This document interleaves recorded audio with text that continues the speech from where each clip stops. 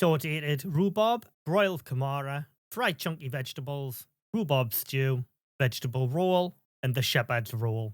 Hi everyone, welcome back to the channel. Today we're looking at two items that are being introduced in the week 70 update. As always, I'm on the experimental branch, so stuff could still potentially change between now and the patch being released on Friday. Let's get into it, and the two items are in question today is rhubarb and kumara. Kumara is basically sweet potato, covering everything regarding the rhubarb and kumara today, from how to get them, the recipes, and the actual finished product. As of recording this video, the only method of getting rhubarb and kumara is on open world mode and with dynamic missions.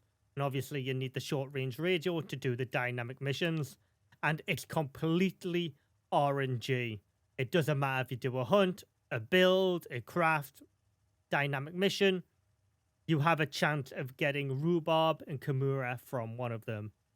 But it is insanely rare. To the point is, I'm going to put on screen for you in a moment. It was my 34th attempt at running dynamic missions to get a handful of kumara and a handful of rhubarb. It was in fact 24 rhubarb and 19 kumara I got. But I'll cover these more in depth in a minute, but these are the two new icons here. Because of the rarity of these new fruits and vegetables in the game from dynamic missions, I would highly recommend you having a deep freeze for this, so you can just put them on permanent lockdown until you're ready to start growing them, or at least have an ice box to put them in to try and preserve them for a little bit, because you're going to be having to run a lot of dynamic missions to get them to drop again for you. This is what their final growth stages look like in crop plots. So this is kumara, and this is the rhubarb. I'd highly recommend you using a fertilizer with this as well to maximize its output. So once you have rhubarb and kumara, either from your drop pod or you've grew it in the greenhouse, there's a number of things you can do with it, depending on what stage of the game you're at. Okay, let's start from the beginning. Let's just assume you're at the start of the game, you've only got a campfire available. This is what you can craft on the campfire.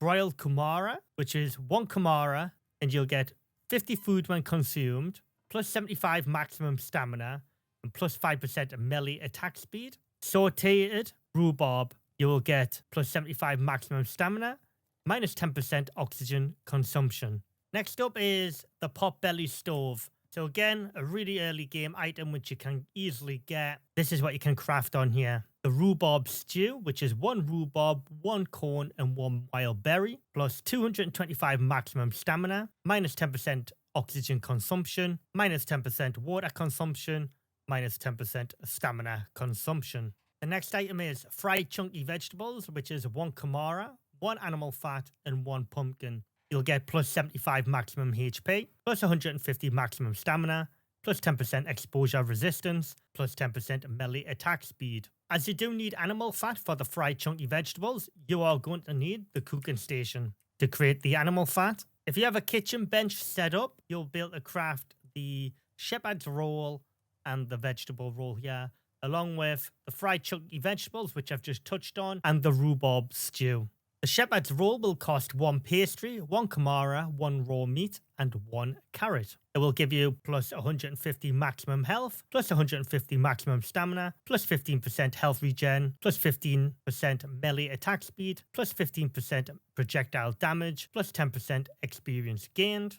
The vegetable roll is 1 pastry, 1 rhubarb, 1 soybean, 1 pumpkin, and it will give you plus 150 maximum health, plus 150 maximum stamina, minus 30% oxygen consumption, plus 15% exposure resistance, plus 30% health regen, plus 10% experience gained.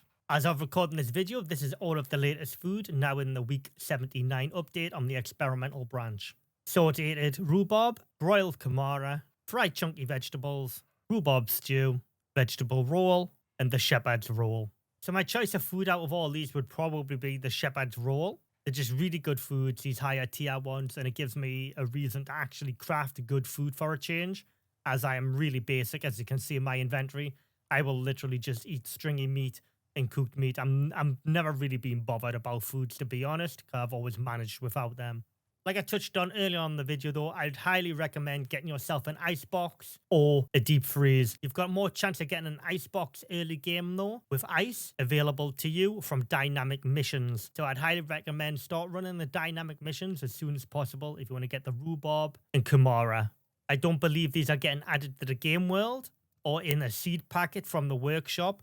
So as of recording this is the only way you're going to be able to get these two items, the Rhubarb and the Kumara, is by doing the dynamic missions. As always, if this information changes between now and patch day, I will bring all you the latest information and update. I will also have my patch notes video for you on Friday, as always. Leave a like on the video if you found it helpful. Leave a comment down below. What do you think of the 2 new items as well? If you've made it this far, thank you very much. How about consider subscribing if you haven't already, so you don't miss a guide, tutorial, live stream, and any news regarding the survival genre. Again, thanks for watching, and I'll see you all again very soon.